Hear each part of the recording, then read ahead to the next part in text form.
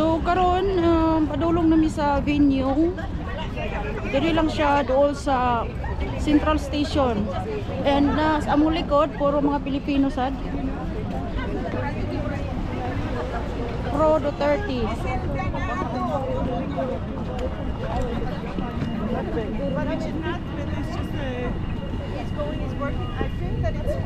Basing mga kuan eh, mga auntie po na mga auntie.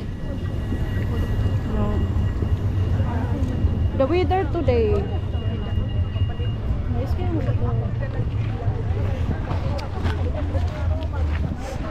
So the weather today, hilom kayo, presko kaayo. Nice kayong weather. Nice kayong weather. Sakto ra jud wala ka nagkuan. Yeah. So hello to my vlog. Hello. So ako nakita na ako guys ang akong mga friends sa online. Kani sila group Netherlands. Ganda naman, tingnan mo, di ba? Asa Doris? Oh, guwapa kayo, guwapa. Netherlands mo madam, no? Netherlands? Netherlands. Yeah, oh, mga pretty kayo mga taga Netherlands. Bye-bye. Mga basta Bisaya, guwapa.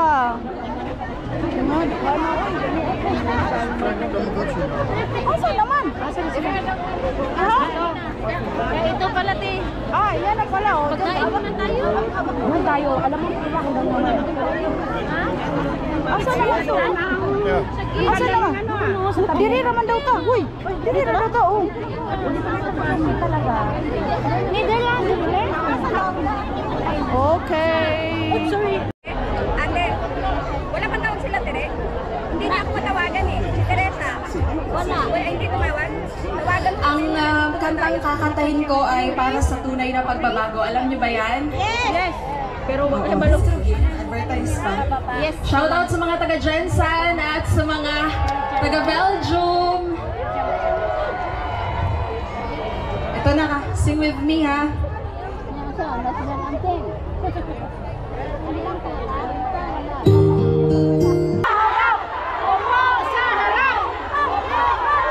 Magandang hapon sa inyong lahat.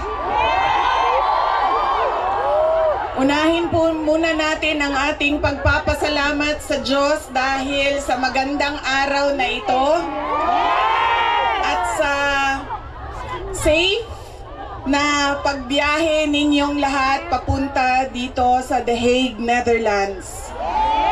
Amen. At syempre, dahil bumiyahe kayo papunta dito, ay mag-ingat kayo sa biyahe na mabuo yung programa ngayong hapon na ito at sa pagpahintulot na tayo ay magkaroon ng rally para kay Pangulong Rodrigo Duterte. Maraming salamat po sa Dutch Police and of course sa local government ng The Hague at sa Foreign Ministry ng the Netherlands. Maraming salamat sa kanila.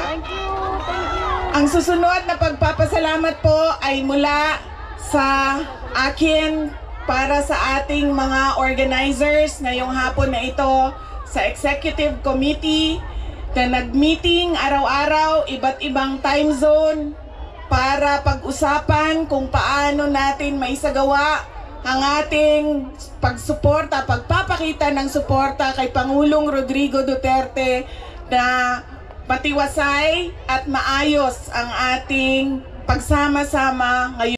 Duterte! Duterte! Kanina nung naglalakad ako papunta dito sa park, meron akong mga nakasalubong na mga galing Germany. At tinanong ko sila kung gaano katagal ang biyahe mo ma'am papunta dito. Sabi niya 9 hours daw. At 9 hours din daw siyang babiyahe pauwi. So ganyan ang pinapakita ninyo na pagsuporta kay Pangulong Duterte at pagmamahal sa ating bayan. Maraming salamat sa inyong lahat. Alam ko, lahat kayo may hanap buhay, may kailangan asikasuhin, may mga personal na pinagdadaanan, merong kailangan na paglalaban na gawin sa mga damit ninyo, paglilinis ng bahay.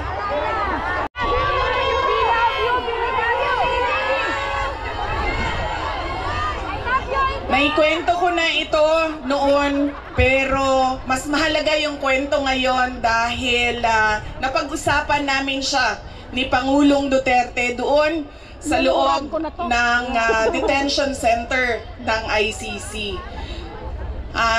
Noong ako ay bata pa, lagi sinasabi ng hindi niya yung generation ng tatay ko, 1940s, 1950s, 1960s, hindi sila yung mga magulang na tulad ngayon sa atin na ini-explain natin sa ating mga anak kung bakit natin ginagawa ang mga bagay-bagay. Lagi dapat may explanation.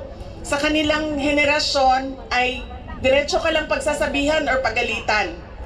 Ganun yung generation nila. Buntis. Siguro happy siya, no? Na buntis siya. Sabi ko, nahihirapan ako sa isang subject ko and pakiramdam ko, sasabit ako dito. Tapos ang sagot lang niya sa akin ay, sabi niya, yun lang pala eh. Bakit mo ko tinatawagan? Mag-aral ka na. Ganon. Ganon ka tigas yung kanyang paninindigan, paniniwala at pagpipilit na ipursige ko ang aking edukasyon. Wala nang, wag ka na umiyak, mag-aral ka, magbadali lang yan, lumabas ka muna, magkape ka, wala. Sinabi lang niya sa akin, yun lang pala. Nakatayo pala Ibaba mo na yung telepono at bumalik ka na sa pag-aaral mo. Ko, sobrang saya. Yung araw na yun na nalaman niya na naging abogado ako, yun yung sobrang saya niya. At sinabi sa akin nung kaibigan ng tatay ko, sabi niya, hindi mo maiintindihan kaming mga tatay na kaming mga abogado pag nagkaroon kami ng anak na abogado. Ganun, iba yung saya namin kapag nakikita namin na meron na kaming anak na abogado. Sabi niya sa akin doon, sabi niya, pinilit ba kita? Sabi ko, hindi lang pilit. Sinigawan mo ako at pinaiyak mo ako ng madaming beses dahil sa edukasyon at sa pag-aaral. At sabi niya, di buti na lang dahil meron akong abogado ngayon na anak na inutos-utusan ko dyan. Kausapin niya. Sa paningin ko, kung hindi ka doktor o abogado, lagi niya yan paulit-ulit habang ako ay lumalaki.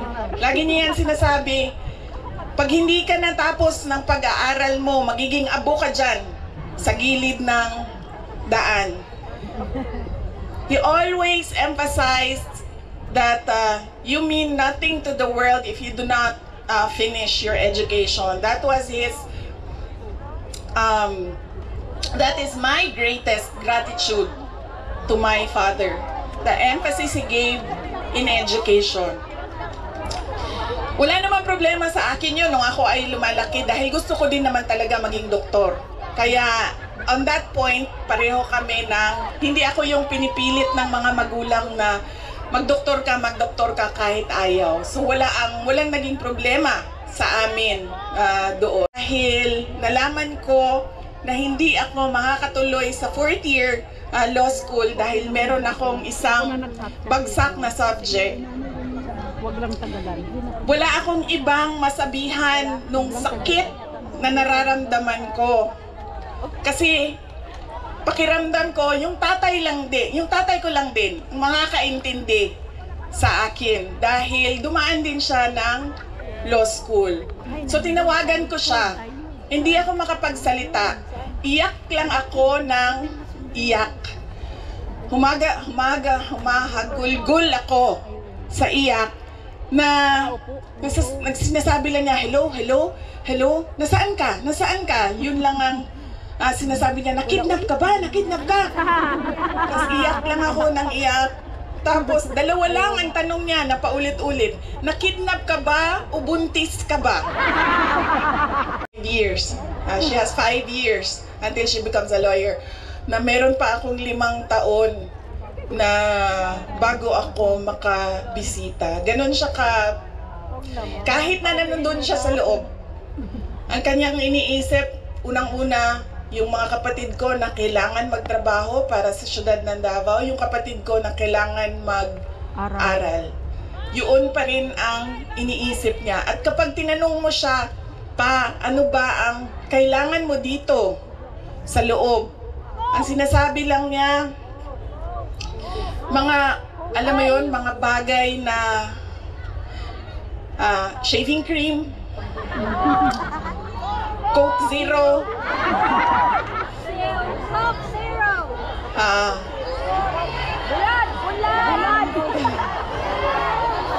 tumigil na siya sa kakahingi ng Pinoy na ulam. Meron siyang meron siyang hilig sa Coke Zero at yun lang yung hingi niya. May shopping list doon sa loob. At sabi niya doon sa gwardiya na isulat mo dyan 2 case ng Coke Zero. Kahapon, bago ako umalis, tinuruan ako ng gwardiya. Sabi niya, pwede ka naman bumili dyan sa vendo, tapos iiwan mo para sa kanya. So sabi ko, Papa, anong gusto mo dito? Sabi niya, Coke Zero lang. So bumili akong 4 na Coke Zero, iniwan ko sa kanya. At sabi ko pa, that's 1 for each day pa ha. So today, tomorrow Saturday, tomorrow Sunday, Monday, Tuesday, Wednesday. Dahil darating na yung grocery. He had a daughter who is a lawyer. In fact, sabi niya,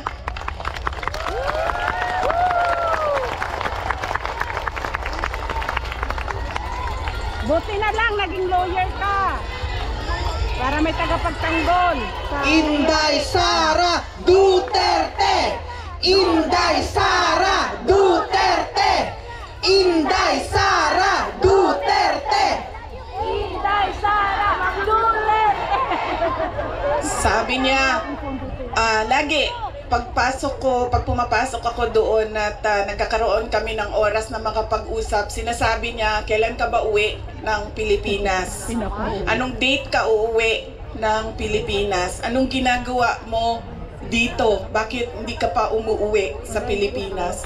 Sinasabi ko sa kanya, inaayos ko lang yung sistema dito at pag din, or diretso din, bullseye din sa edukasyon. Sabi niya, sabihan mo si Paulo na okay lang ako. At huwag siyang pumunta dito hanggang hindi matapos ang eleksyon at maging congressman siya ng 1st District ng Davao City. Yes! Yes!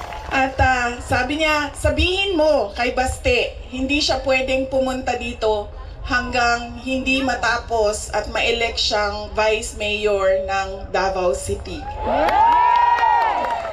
Ito ang pinakamatindi dahil pinagtatawanan namin siya sa group chat namin. Kaming magkakapatid 4, meron kaming group chat. Dahil ang sinabi niya kay Veronica, sabi niya, sabihin mo kay Kitty, hindi siya pwede bumisita dito hanggang hindi siya abogado. Mo.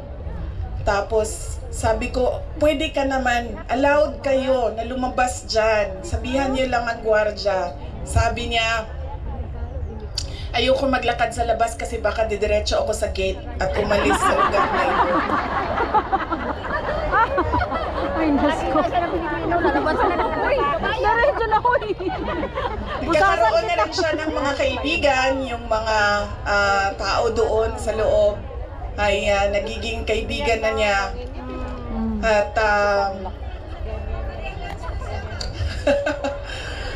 hindi ko lang alam, baka paglabas niya marunong na mag-Dutch, pero karamihan nung kasama niya sa loob ay French speaking.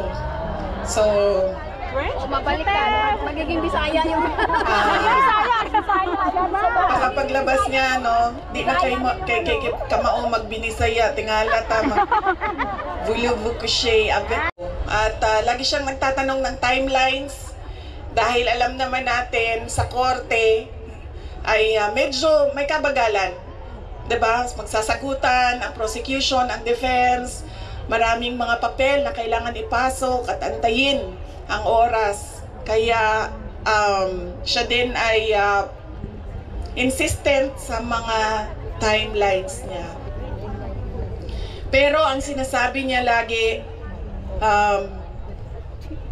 alam niya na mali ang ginawa, and at to the very minute na tinulak siya paakyat ng eroplano, ilang beses niya sinabi na I want to be tried in a Filipino court before a Filipino judge and a Filipino prosecutor, because he knew. Do not even understand paano naging crimes against humanity ang 43 counts of murder na ngayon ay lumalabas.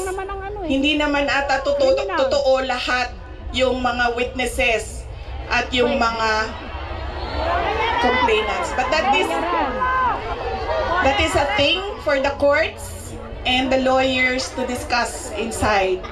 Ano bang pwede nating gawin?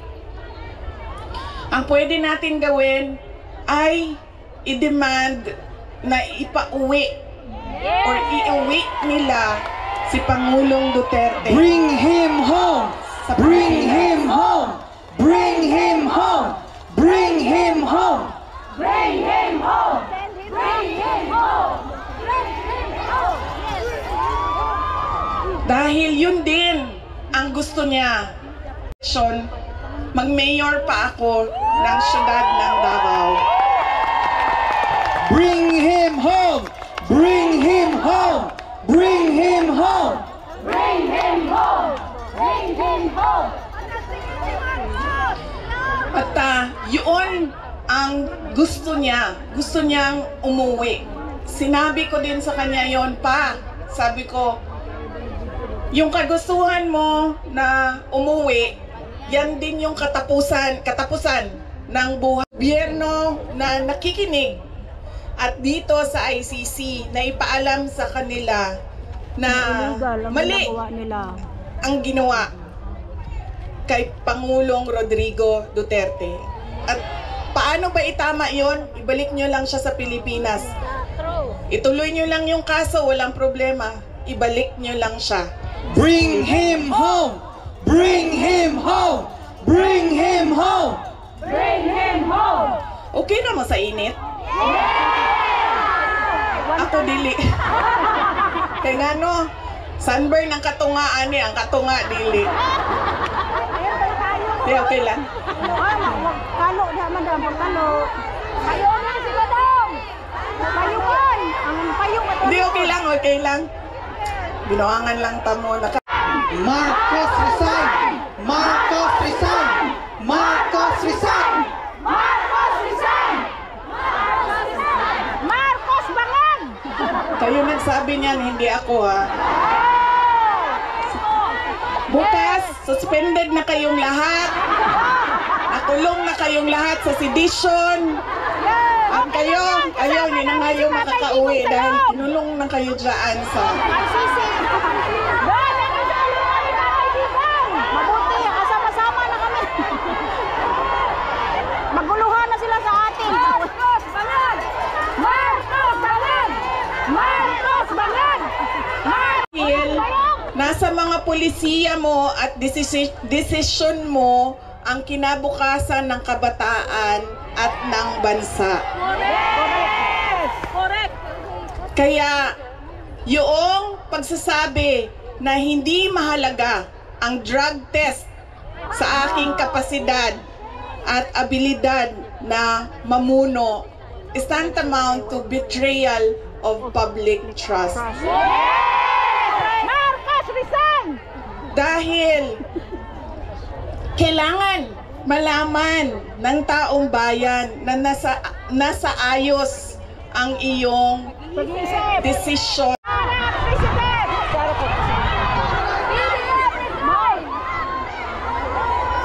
Madaming mga tanong na nasa loob na ng korte ang PhilHealth, ang pagkuha ng pondo ng PhilHealth para bang naging pyramiding ang ginawa nila sa budget ba? Kumuha sila ng kulang ang pera dito, kumuha sila sa ibang source para isalpak dito, and hahanapin na naman sa ibang source yung isa natin na merong kapayapaan at kalambuan,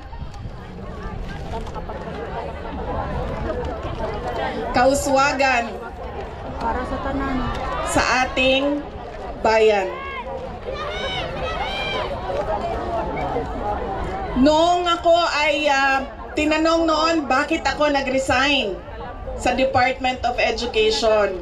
Sabi ko, unang-una personal yon. Meron kaming personal na hindi ko gusto na ginawa niya sa akin. Pangalawa, dahil sa loob ng Department of Education.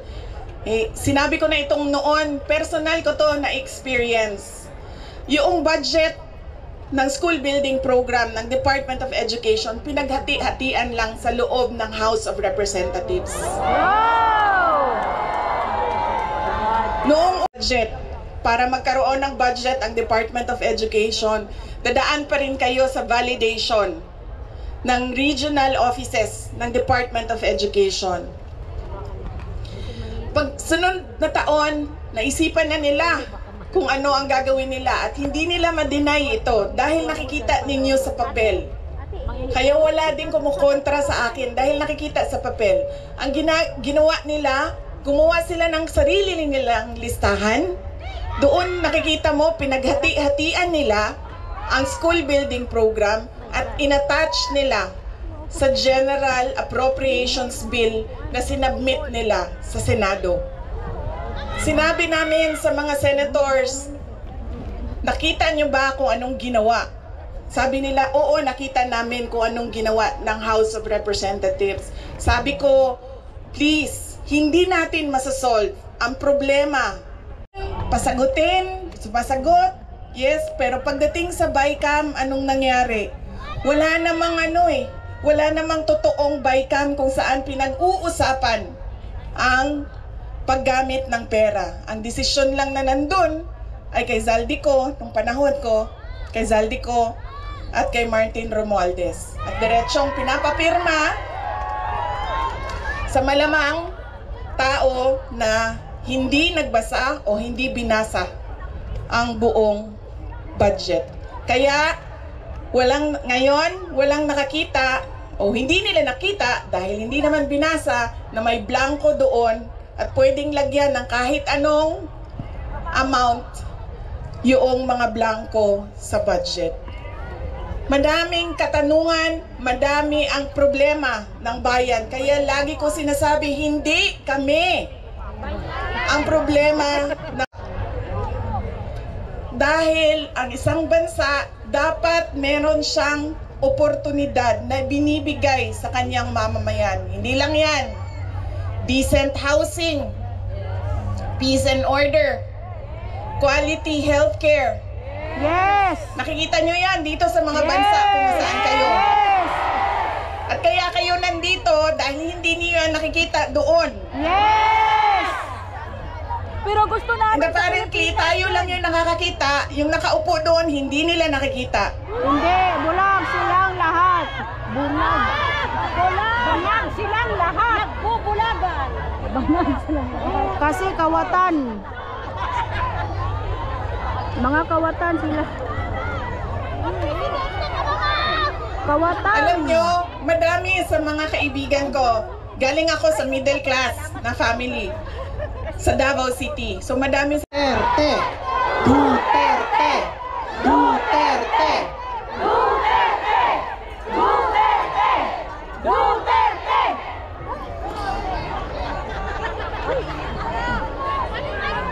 Kaya dapat natin i-exact ang responsibility dyan sa gobyerno na ibigay nila kung ano yung karapat-dapat para sa ating bayan. Dahil kung meron man ang okay sa kanila na pumunta sa ibang bayan, meron ding mga tulad namin na ayaw namin kahit anong mangyari, umalis doon, magpamilya, doon palakihin ang aming mga anak. Kaya dapat meron tayong nakikita kung ano yung dapat para sa isang bayan. At alam nyo yon kasi nakikita nyo yan. Kasi nakaikot na kayo sa iba't ibang bansa.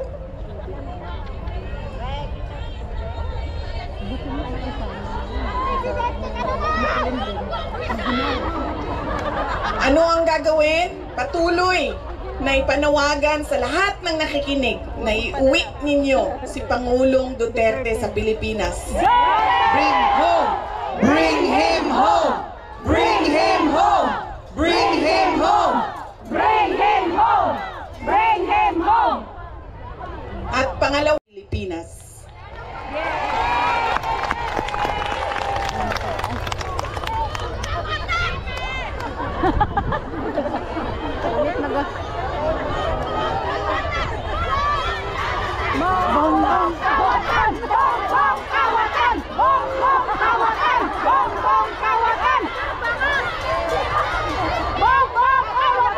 Sa kagahi sa ako ang bagtak diri ma'am, di nagyud ko karan.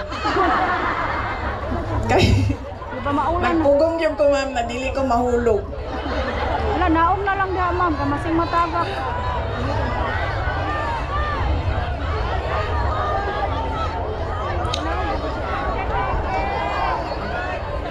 Yung akin pong mga pagpapasalamat. Una po, kanina meron na akong mga pagpapasalamat opening sa Diyos, sa ating host government, sa pulis. Sara Duterte! Inday Sara Duterte! Duterte! Panahon. Malakas ang loob ko dahil nandyan kayong lahat.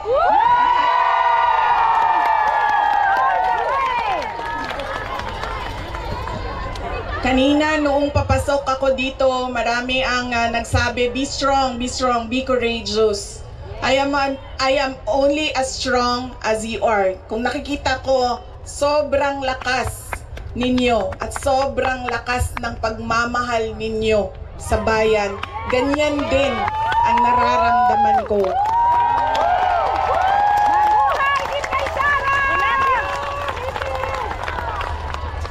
Ang pagpapasalamat ng aming pamilya, ang pamilya Duterte, dako kaamo nga makaserbisyo sa atoang nasod.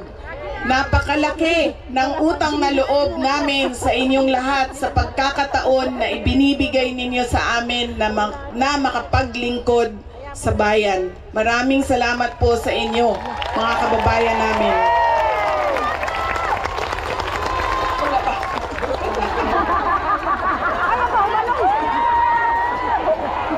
Duterte!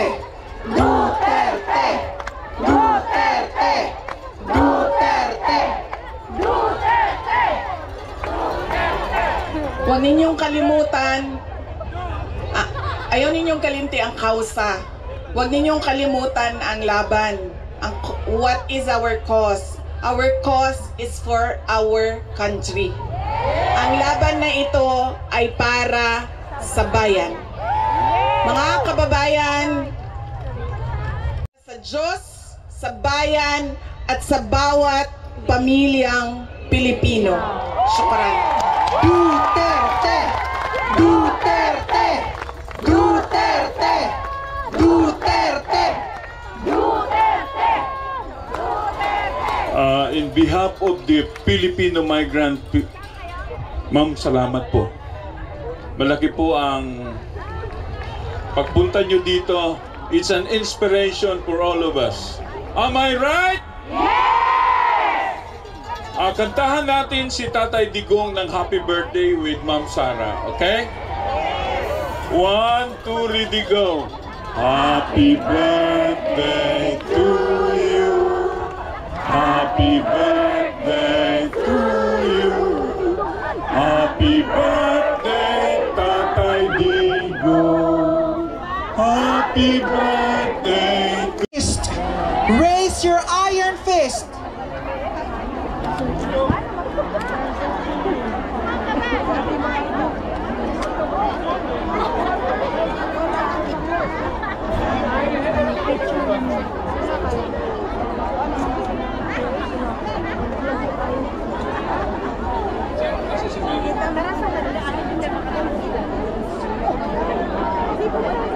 Ready! Ready! 1, 2, 3!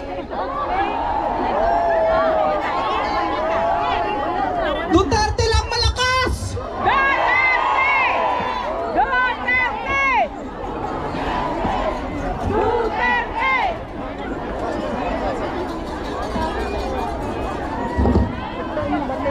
Charge na lang takaon niya. Ganda na dia.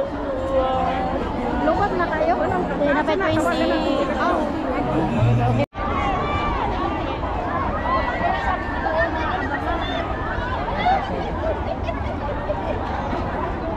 Unya, atangan ninyo, di na siya kagawas kay alihan.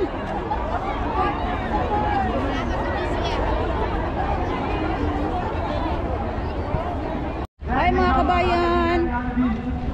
Ito, welcome to our vlog. Ang among event o aron daghan ng tao, grabe. May vlog and akong mga friends from The Hague. From The Hague hapon ni sila. The Hague hapon ni sila. Lager ba yan? Si akong kuan. Ako ning sister. The Hague hapon siya. I'm from The Hague.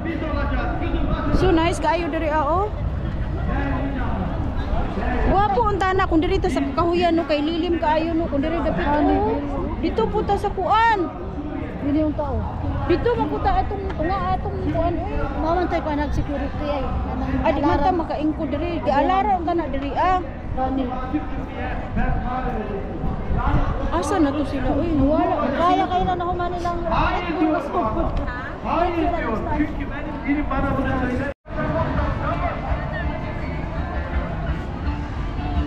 So these people galing sa rally namin. Ay grabe, ang daming tao. Hindi pa tapos yung pictorial. Ah naman sila? Asa na sila? Ako sa ilabay.